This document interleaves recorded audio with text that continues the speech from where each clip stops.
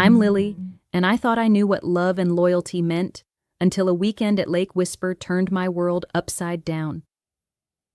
At 23, married to a man who plans every second of our lives, I craved an escape, a chance to breathe free in the wild, untamed forest surrounding that eerie, silent lake. But when I arrived, expecting solitude, I found 5 strangers waiting by the shore, their laughter echoing through the stillness, their eyes hiding secrets tied to my husband, Ethan. As the firelight flickered and the night deepened, I felt a pull I couldn't resist, a dangerous dance on the edge of everything I thought I knew.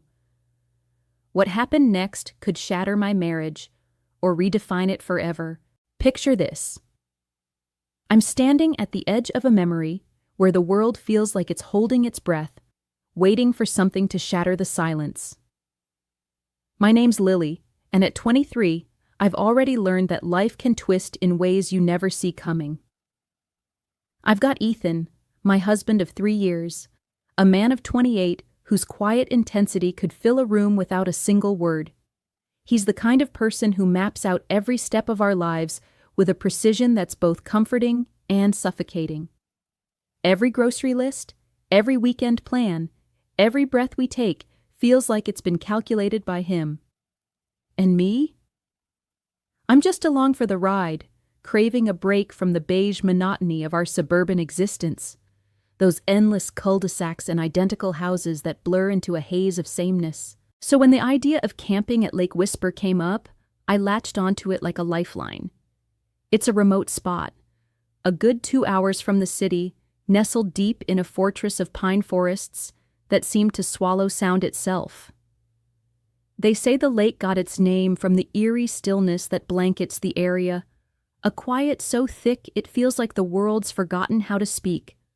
I couldn't wait to get there, to let the weight of routine slip off my shoulders and breathe in something wild for once. Ethan, though, had other plans. "I've got unfinished business in the city," he told me, his voice flat, his eyes avoiding mine. It's a phrase I've heard too many times, his go-to excuse when he doesn't want to explain himself. Work, secrets, whatever it is, I've stopped asking. I've learned to nod and move on, even if it stings a little every time. So, he'd join me a day later, leaving me to head out alone. I packed my gear with a kind of restless energy, my tent, sleeping bag, a cooler stuffed with enough food to last a few days. The drive to Lake Whisper felt like shedding a skin, the city shrinking in my rearview mirror as the road turned to gravel and the trees closed in around me. Dusk was creeping in by the time I arrived, the sky a bruised shade of purple, and the air hit me with the sharp scent of pine and damp earth. The lake itself glittered under the last slivers of sunlight, a mirror of dark water stretching out into the shadows. I stepped out of the car, the gravel crunching under my boots, and for a moment I felt like the only soul for miles. It was exactly what I'd wanted, solitude, raw and untouched. But I wasn't alone. My heart stuttered as I caught sight of them, 5 figures near the shoreline, their tents already pitched like they'd been waiting there for days. Strangers, in a place I'd expected to be empty. I froze, my hand instinctively gripping my phone, only to remember there's no signal out here, no lifeline, no way to call for help if I needed it. My pulse quickened as I stood there, watching those 5 men by the lake, their silhouettes sharp against the fading light. I could feel the weight of their presence, an intrusion on the solitude I'd been craving. But I couldn't just stand there gawking all evening, so I forced myself to move, to set up my camp a little ways off from theirs. My hands trembled as I unpacked my tent, fumbling with the stakes, hammering them into the hard ground with more force than necessary. Every few seconds, I'd steal a glance over my shoulder. They were laughing, their voices rough and carefree, bouncing across the still water of Lake Whisper. I could see them passing around a flask, their gestures loose and easy, like they owned this place. Then one of them called out to me. "Hey, over there. Why don't you come join us for a bit?" His voice was warm, inviting, and I squinted to see him better in the dim light. He stepped forward, waving a hand, and introduced himself as Marcus. I hesitated, my instincts screaming to stay put, to keep my distance. But I didn't want to come off as standoffish, or worse, like I was scared. So I forced a smile, dusted off my hands, and walked over, my boots crunching on the pine needles. As I got closer, the heat of their campfire hit me, the glow flickering across their faces, casting shadows that danced in their eyes. They made room for me, gesturing to a log near the fire, and I sat down, feeling the rough bark under me, my body tense as a coiled spring. They introduced themselves one by one. There was Jake, with a crooked grin and a voice that carried a hint of a drawl, Caleb quieter, his gaze sharp and unreadable, Derek, broad-shouldered and quick to laugh, and Travis, who barely spoke, his eyes fixed on me in a way that made my skin crawl. Marcus took the lead, handing me the flask with a friendly nod. "Take a sip, warm yourself up," he said. I did, the whiskey hitting my throat like a punch, sharp and burning, making me cough a little. They chuckled, but it didn't feel mean-spirited. Still, I couldn't relax. Jake mentioned offhand that they were friends of Ethan, and my heart skipped a beat. Ethan hadn't said a word about anyone joining us out here. I tilted my head, trying to keep my voice steady. "Oh? How do you know him?" I asked, hoping for something concrete to ease the knot in my chest. Caleb cut in before Jake could answer, his tone clipped. "Through work," he said, and that was it. No elaboration, no details, just a wall of silence that told me not to push.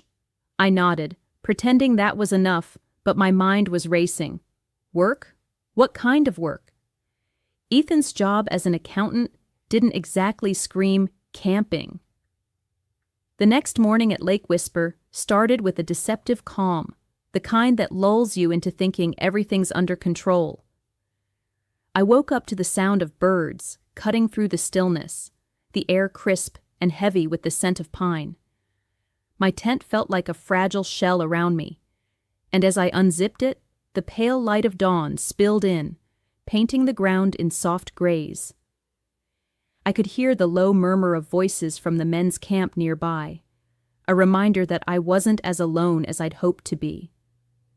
My nerves were still frayed from the night before, from the unanswered questions about how they knew Ethan, but I pushed those thoughts down. I wanted to seem at ease, to blend in, so I pulled on a hoodie and made my way over to join them for coffee.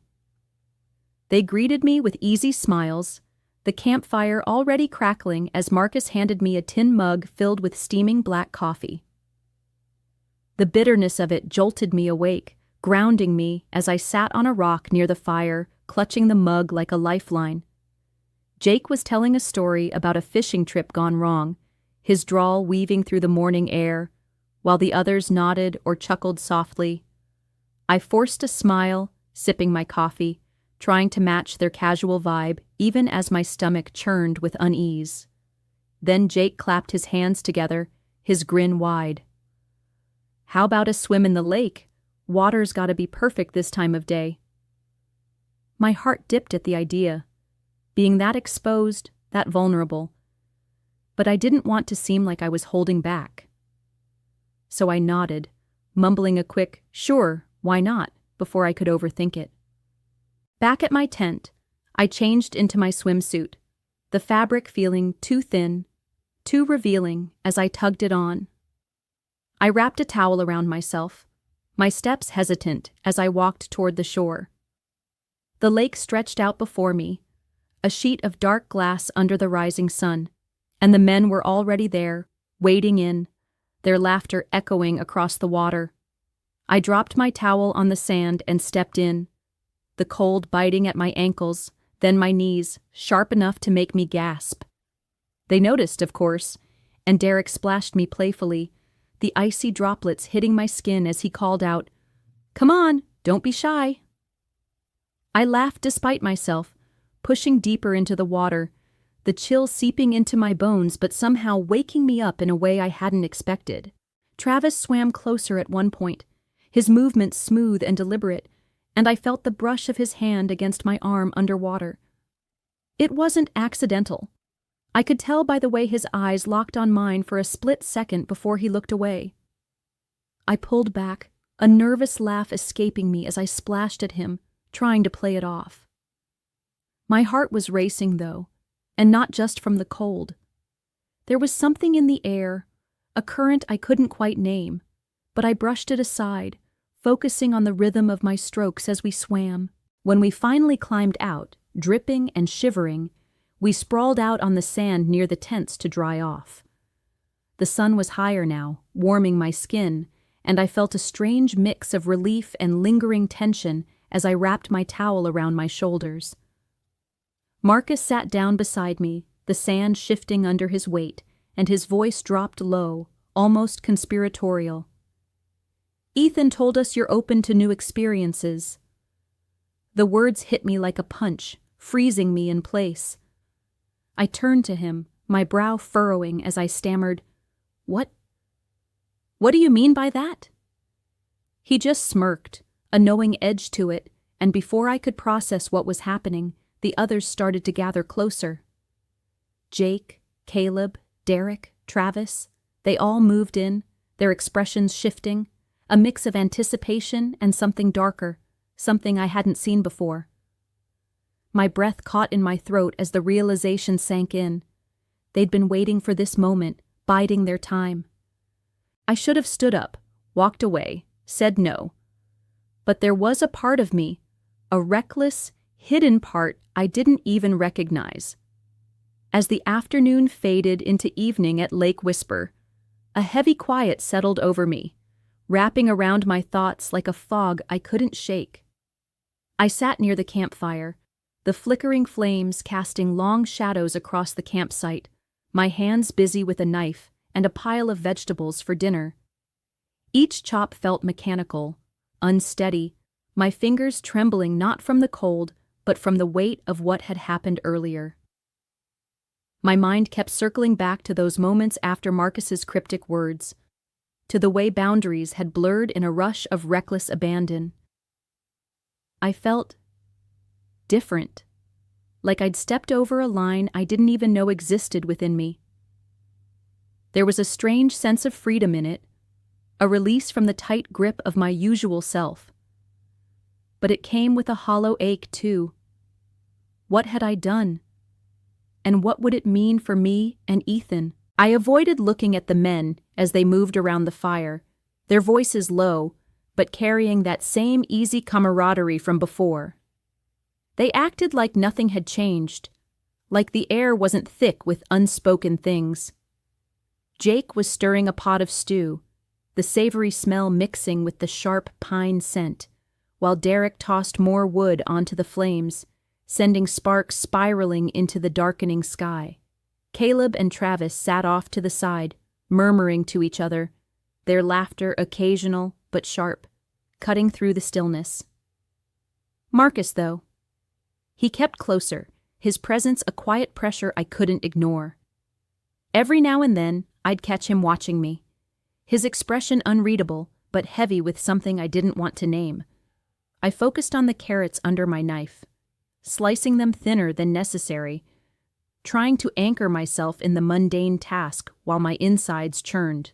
The sky above was turning a deep indigo, the first stars pricking through the canopy of trees, and the lake mirrored them in its glassy surface, a dark canvas of reflected light. Crickets started their nightly chorus, a relentless hum that filled the gaps in conversation, but it did nothing to ease the knot in my stomach. I kept stealing glances at the forest path, the narrow trail disappearing into the shadows where Ethan would eventually appear. He was supposed to arrive tonight, wasn't he? Or had I misremembered in the haze of everything else? Every rustle of leaves, every snap of a twig made my heart lurch, expecting to see him step into the clearing at any moment. What could I possibly say to him? How could I look into his eyes and pretend everything was fine when I felt like I was unraveling from the inside out? The guilt gnawed at me, sharp and relentless. But there was something else too. A flicker of defiance.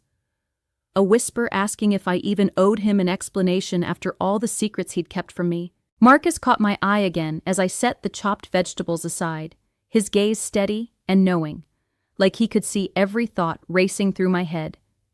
He gave a small nod, a gesture that seemed to say, "Don't worry, it's all under control." But it didn't comfort me. If anything, it made the unease dig deeper, a cold finger tracing down my spine. What did he know that I didn't? What were they all waiting for? Because that's what it felt like now. An undercurrent of anticipation beneath their casual banter. A shared secret I wasn't fully privy to. I wiped my hands on my jeans, the rough fabric grounding me for a fleeting second, and tried to focus on the warmth of the fire, the crackle of burning wood. But my thoughts wouldn't settle. They kept spiraling back to Ethan, to the way his face might look when he saw me, to the questions I wouldn't be able to answer. I was just about to excuse myself, to retreat to the fragile sanctuary of my tent and hide from the weight of their stares, when I heard it. Footsteps, heavy and deliberate, crunching on the gravel path beyond the trees.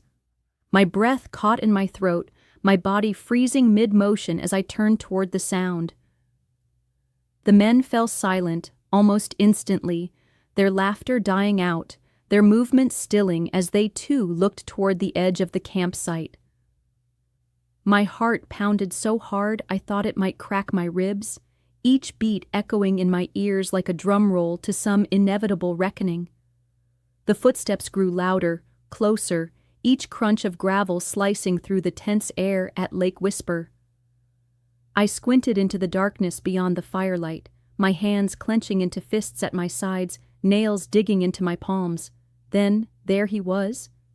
Ethan, stepping out from the shadow of the pines, his tall frame unmistakable even in the dim glow. His face was unreadable, half hidden by the brim of his worn cap, but his eyes caught the flicker of the flames as they locked onto mine. My stomach dropped, a cold wave of dread washing over me, mingling with the guilt and confusion that had been simmering all evening. What did he know? What had he seen? He walked toward me slowly, his boots grinding against the gravel with a deliberate rhythm that seemed to match the frantic beat of my heart. The men stayed silent, their earlier ease replaced by a watchful stillness, as if they were waiting for something to unfold. I braced myself, expecting a storm, anger, accusations, maybe even disgust. I deserved it, didn't I? After what had happened earlier, after letting myself get swept up in a moment of wild abandon that I couldn't fully explain even to myself. My mind flashed back to those heated, unspoken exchanges by the lake, the way boundaries had dissolved in a haze of impulse and curiosity. It wasn't just a swim or a shared laugh. It had been a dance on the edge of something forbidden. And now, here was Ethan, the one person whose judgment I feared most, standing before me with an unexpected understanding. But he didn't lash out.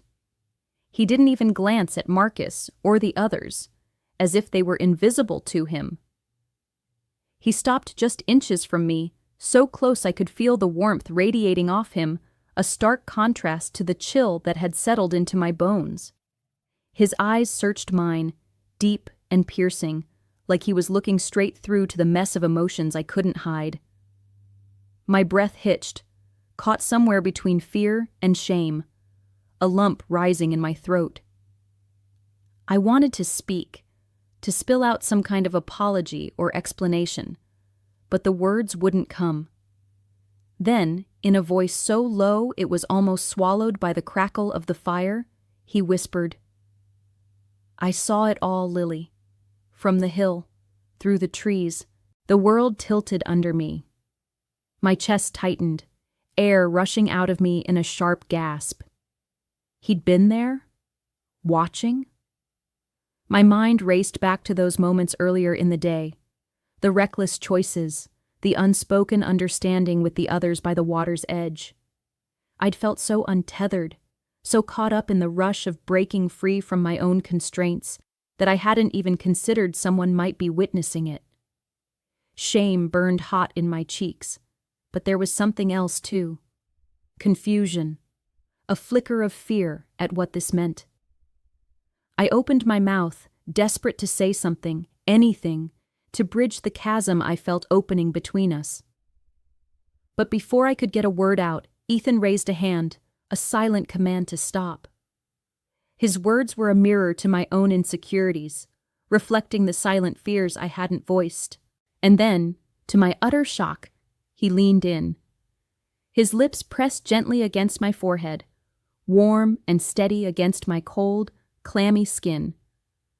The gesture was so tender, so unexpected, that it stole what little breath I had left. I stood there, frozen, as he pulled back just enough to speak again, his voice calm and unshaken. "Now you know what freedom is, and I know it can be shared." The words hung between us, heavy with meaning I couldn't fully grasp. Freedom? Shared?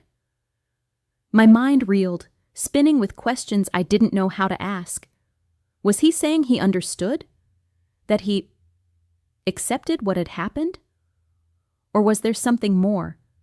Something I was missing in the layers of his tone. I stared at him, stunned into silence as he stepped back. A faint smile tugged at the corner of his mouth, not mocking or cruel, but almost knowing. He turned to the as Ethan stepped back with that faint, knowing smile. I felt the ground beneath me shift in a way that wasn't just physical. It was as if the air at Lake Whisper had changed, the heavy tension that had gripped me all day dissolving into something else. Something I couldn't quite name but could feel in every fiber of my being. I stood there, still reeling from his words, from the weight of freedom and shared echoing in my mind, as the next 2 days unfolded in a surreal kind of openness. There were no more secrets, no more hidden undercurrents. Ethan and I, along with Marcus, Jake, Caleb, Derek, and Travis, existed in a strange harmony that I never could have predicted. The lake, with its glassy stillness, became a backdrop to a new kind of understanding, one that replaced the earlier unease with a quiet, unspoken agreement. We spent those days doing the simplest things, yet each moment felt layered with meaning. We fished off the rocky shore, the cool morning mist clinging to our skin as Ethan cast his line beside me, his shoulder brushing mine in a way that felt both familiar and electric. We swam in the icy depths of the lake, the water biting at my limbs as laughter, genuine now, rang out from the others, their voices bouncing off the pine trees. We shared meals around the campfire, the smoky scent of grilled fish mixing with the earthy tang of the forest, and I found myself passing plates to Marcus or Jake without the wariness that had once tightened my chest.